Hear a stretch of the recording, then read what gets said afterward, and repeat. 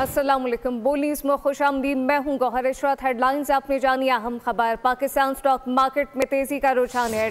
Trading के दौरान 600 point का इजाफा रिकॉर्ड किया गया। 100 इंडेक्स 1,47,608 पॉइंट पर ट्रेड हुआ है। मजीद क्या तफसीलात हैं कफील अहमद से जानते हैं। जी कफील।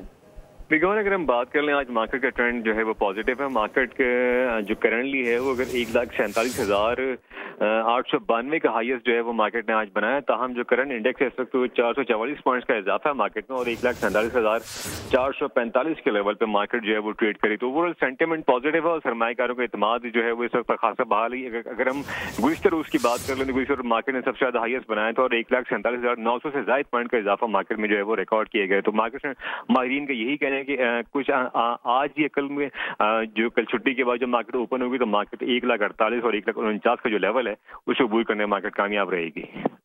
कफील अहमद बहुत शुक्रिया। सब्सक्राइब करें और बेल दबाएं ताकि कोई खबर रह न जाए।